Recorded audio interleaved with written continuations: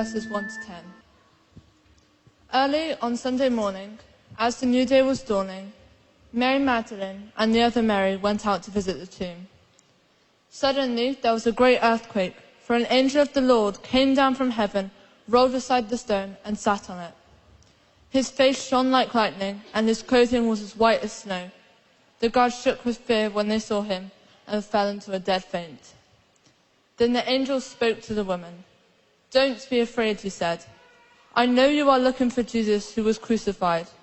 He isn't here. He is risen from the dead, just as he said he would happen.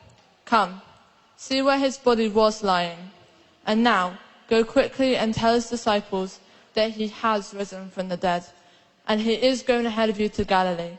You will see him there. Remember what I have told you." The women ran quickly from the tomb. They were very frightened, but also filled with great joy, and they rushed to give the disciples the angel's message. And as they went, Jesus met them and greeted them. They ran to him, grasped his feet, and worshipped him. Then Jesus said to them, "Don't be afraid. Go, tell my brothers to leave for Galilee, and they will see me there." Woo! Yeah, too right. Good morning everyone. Happy Easter! Happy Resurrection Sunday! Woo! I love today, it's my fave. Right, welcome online, welcome everybody here. You are super welcome online, but I'm afraid you don't get random bits of chocolate, because I haven't mastered that yet, as how you do that online, and I don't know how far I can throw. Oh, Eleanor, Joy, family hold back. Has nobody ever told you that? Oh. Oh, look. Ready? Hey! Welcome. We are going to spend just a few minutes eating some chocolate, but also talking about 9 words from this passage. Do you think you can hold on for 9 words? Is that okay? 9 words to live by, people. So, we are going to start, this morning as a party, so we're going to start with a game. So, I have some adults primed for Pass the Parcel. So, everybody ready? We're going to have some music. You know how this works, team. You know how this works. So, ready? We are going to go passing the parcel. So they should, yes. Have we found an April birthday? Well done. So, inside your parcels, what you found were, please can we have the pictures, lovely? What we found were lots of scary things. So we found sharks, we found monsters, we found the dark, we found spiders, we found getting sick, we found flying, we found being in small spaces, we found being alone, we found speaking in public, we found lots of things that different people find really scary. Because the first 3 words that the angel and Jesus both say in this passage were, "Don't be afraid." Now, what sort of things are we scared of? We're scared of things that we can't control. We're scared of things that are bigger than us, that are more powerful than us, that are unpredictable, that might hurt us, that might show us up, that we don't really understand. And in this passage, I think you can see some of those things. So there's an earthquake. That feels more powerful than me. There is an angel. I don't understand that. There is a person whose body is shining like lightning. Again, not really in my control. And there is a body that is missing. I think there is really good reason to be afraid in this passage. I would like just a quick shout out, because it wouldn't be me speaking otherwise, to say, can I just draw your attention to the fact that the men are on the floor in a faint and the women are listening to the story. Anyway.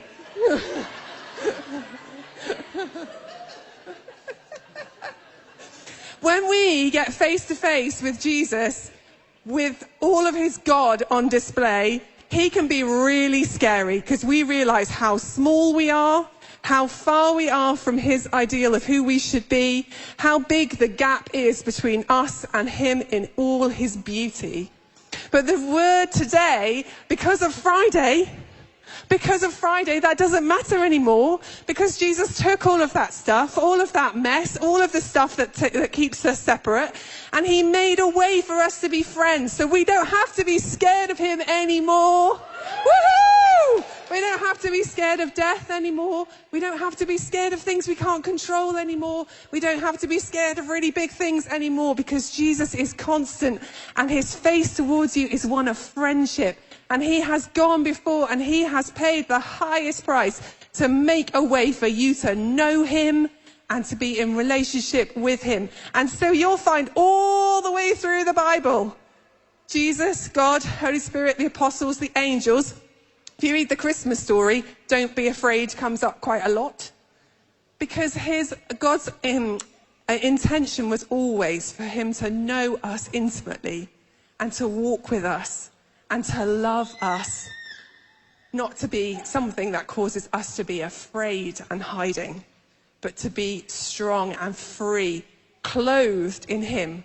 You don't get more free. You don't get more forgiven. You don't get more loved. It's all done at the cross on Friday. Can I get an amen? Woo! Okay, pass the parcel. Go again. I don't know about you, but I'm not sure that you can fit 27 people in a classic mini, and I've certainly never seen 9 yolks in a hen's egg.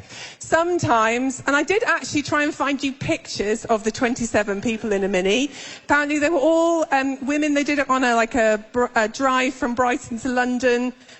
They didn't drive all the way with 27 of them in, but like they had people in the footwells and like up against the windows, in the boot and all kinds of. They trained for it. They had like a training scheme. They had to have a special order, in which case which people got into the car. It was all very exciting. But I couldn't actually find you any good pictures because they were inside a mini. So you're going to have to take my word for it.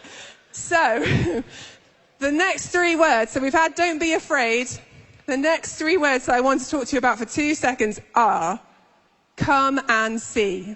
Sometimes you have to see to believe, right? I'm not sure that I really believe you can fit 27 people in a mini, or that you get 9 egg yolks. But the question here in this passage is, what do you think about Easter morning? What is your response to the empty tomb? The invitation this morning from the angel is come and see. Because actually, it really matters. It really matters what you think and what you found there. If Jesus rose from the dead, death is beaten, hope has won, love has won, freedom is here. But if not, he's just a good man or a madman who's been victim to a terrible miscarriage of justice. And we should probably all go home and just eat more chocolate.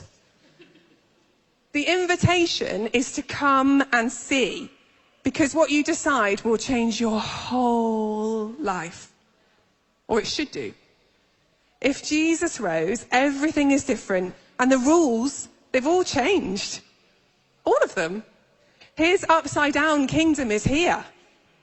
His love has overcome the grave. Like, there isn't anything left to be afraid of. I know things are scary. I know life is difficult. Jesus is never promising an easy life here. He talks a lot about us living this life of like suffering and understanding who he is in it. But the promise is that he's with you and he's won.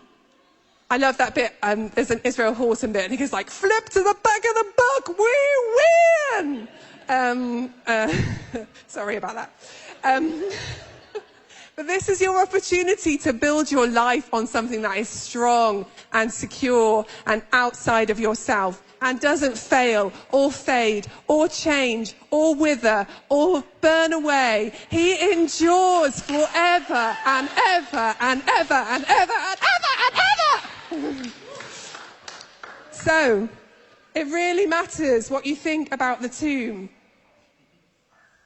It never fails. It never fades. There's freedom from mess, friendship with God, adoption into his family, supernatural healing, the Spirit of God, that same power that rose Jesus from the dead living in me and you. Death defeated, a people without fear, sustained by hope of a future and a victory with him. It really matters. And you don't have to take my word for it, because the invitation is to come and see for yourself. He became what I was so that I can become what he is. How cool is that? Pass the parcel, last time, off we go. Okay, so if you have won your parcel, there should be a piece of A4 paper on there. Now, I don't care how old you are, as long as you are not going to sue me, I would like you to stand on your chair where you are, raise that piece of paper above your head and shout it out loud for me, please. Ready? Oh, yay! Woo! Yes, Mr. Worth. Woo! Yay! Yes!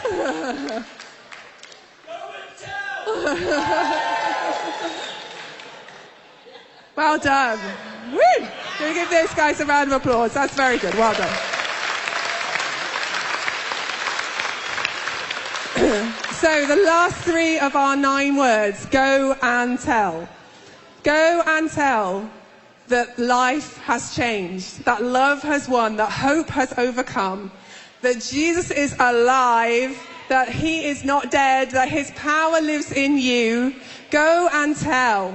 Go and tell, not just with words, but with a life that is alive and vibrant and fun. A life that is transformed by the grace and kindness of Jesus. A life that lives in this upside down kingdom of loving the poor and serving the weak and loving our neighbour and forgiving those who harm us, those who cause us ill. Tell with our actions, tell with our words, be ready to offer an explanation of our hope, be quick to pray, quick to invite, quick to encourage, quick to build up, quick to give our testimony that we went to the tomb, we came, we saw, and he is alive.